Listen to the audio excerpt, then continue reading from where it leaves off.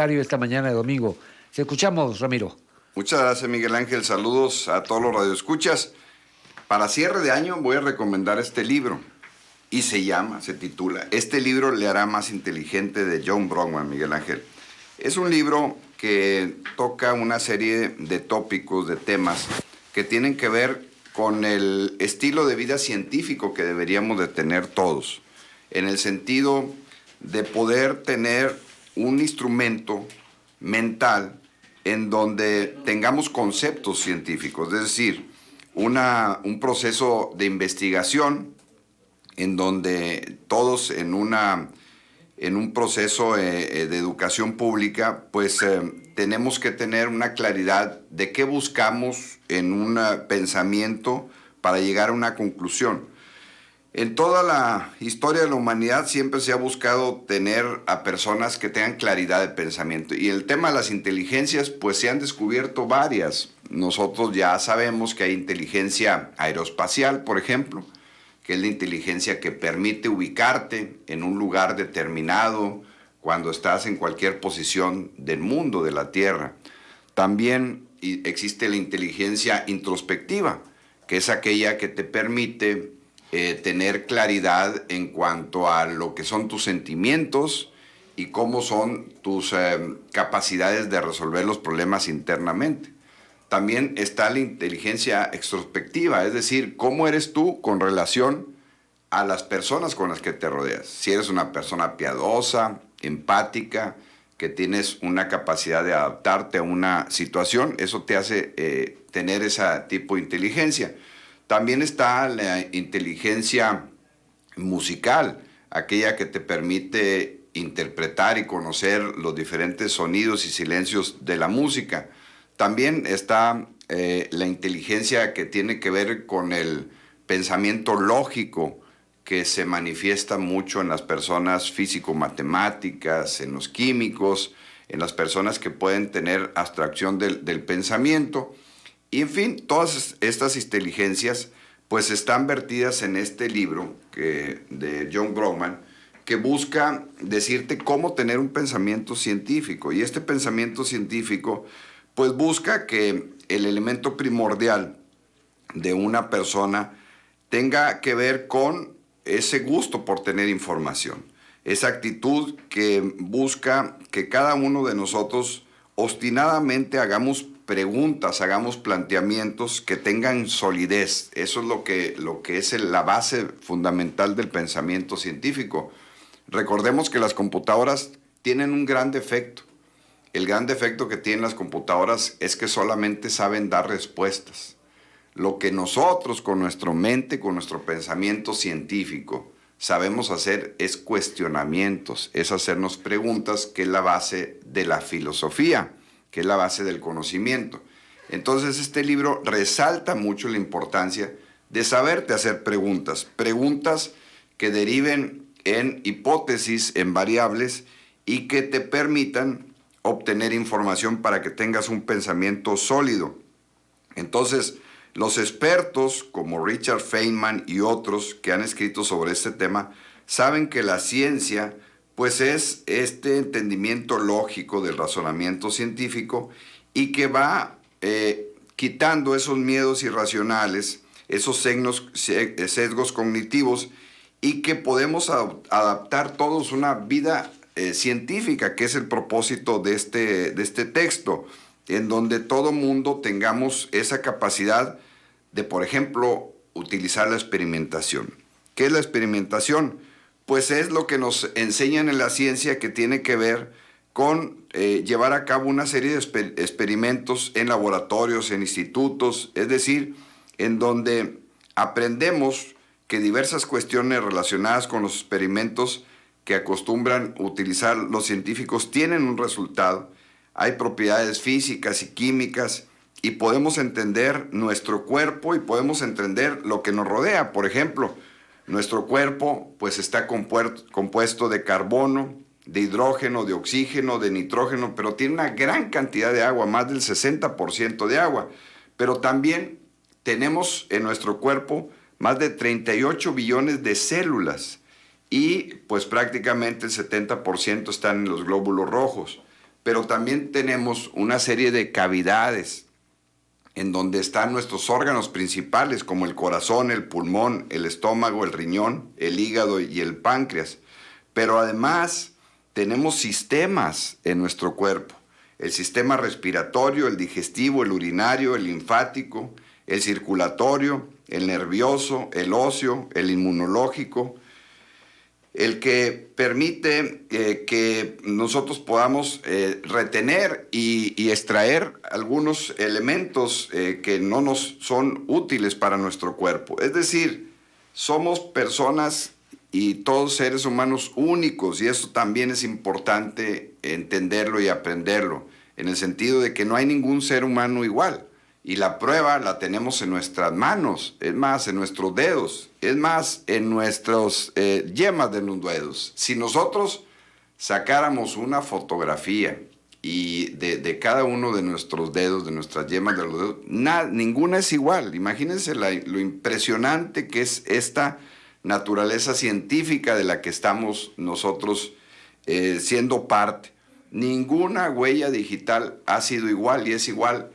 Ahorita somos más de 7.800 millones de habitantes y se calcula que en toda la historia de la humanidad han vivido más de 9.500 millones de habitantes. Es decir, de casi un poco más de 18.000 millones de habitantes que ha existido en toda la historia de la humanidad, no ha habido un ser humano igual. Imagínense si esto no es impresionante, si esto no nos da ese afán de tener pensamiento científico, de ese afán de tener un pensamiento de experimentación para entender, pues principalmente nuestro cuerpo y después entender cómo funciona nuestra mente en ese proceso en donde somos pues personas únicas, en donde tenemos que hacer esa fusión de lo que es el conocimiento científico y lo que es la educación para poderla vincular.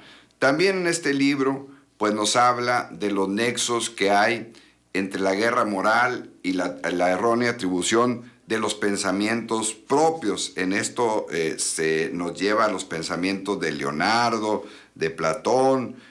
También nos recomienda leer el libro de La Guerra y la Paz de John Tolstoy, que es un libro impresionante en donde te va pues diciendo en esa guerra rusa pues la confrontación entre la moral, los deberes ciudadanos, la responsabilidad del Estado.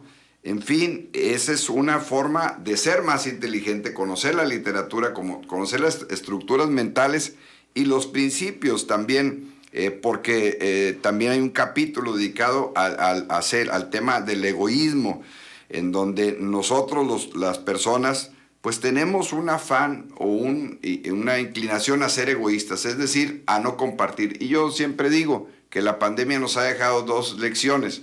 Una, saber ser disciplinados, y la otra, saber cooperar. Quienes no sabemos cooperar y que no sabemos ser disciplinados, la verdad es que no estamos pasándonosla bien en este tema de la pandemia con tan complicada situación.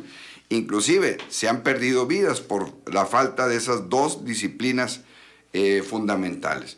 Y también pues hay que ser humildes cognitivamente. ¿Qué significa eso?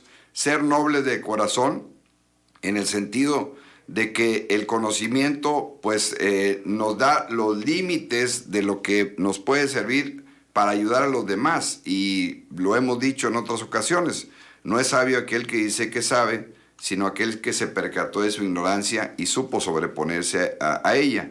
Por eso, pues la memoria de las computadoras, por ejemplo, pues es muy superior a la humana, porque los primeros estudiosos de la informática descubrieron un truco que la evolución nunca ha alcanzado a ver, y se refiere al hecho de organizar la información asignando todos los recuerdos a un mapa central en el que cada uno de los fragmentos de la información que han de conservarse se asigna a un único e identificable lugar en los archivos de memoria de la computadora.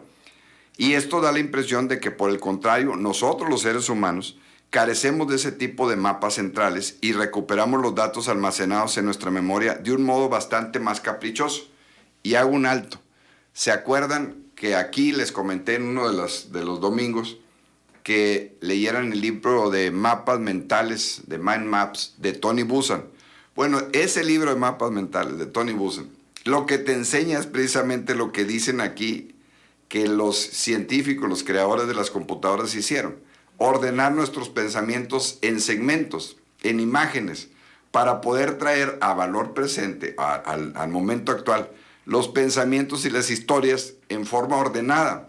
Pero si ustedes escudriñan su mente y buscan qué hicieron el 3 de octubre del 2019, se van a tardar varios minutos en encontrar qué hicieron el 3 de octubre del 2019.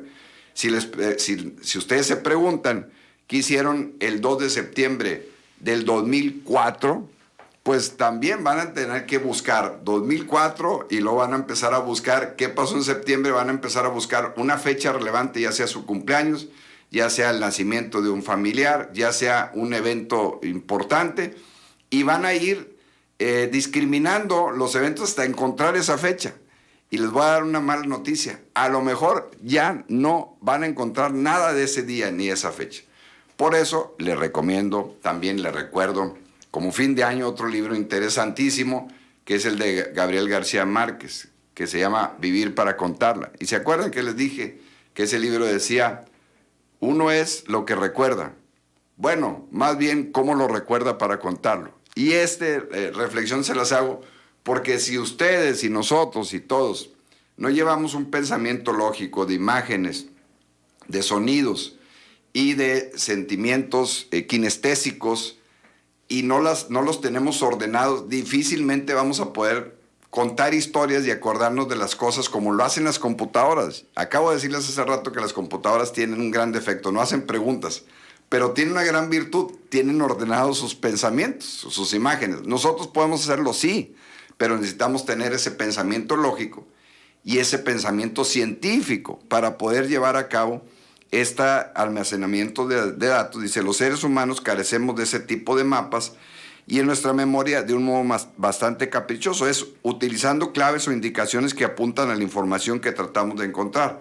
Por consiguiente, no nos es posible buscar en nuestra memoria de un modo tan sistemático ni tan fiable como el que caracteriza a las computadoras y a las bases de datos del Internet. Por eso es bien importante que tengamos ese pensamiento lógico, ese pensamiento científico, para poder utilizar esa información y utilizar de una manera más adecuada la tecnología, utilizar los sentidos como el olfato, que aquí lo señala. Mira, hay personas que ahora con el COVID, Miguel Ángel, perdieron el olfato. Sí, lamentablemente, algunos ya lo recuperaron, otros lamentablemente aún no.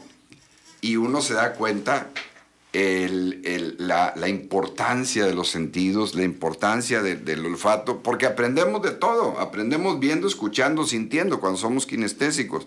Entonces, finalmente, en otro de los capítulos aquí de los temas, nos recomienda que controlemos el foco de nuestra atención. No podemos estar en la angustia del futuro ni en la pesadumbre de lo que ya sucedió. Les doy otra noticia. Lo que ya sucedió ya no tiene remedio. Nada más nos sirve para aprender y para tener experiencias.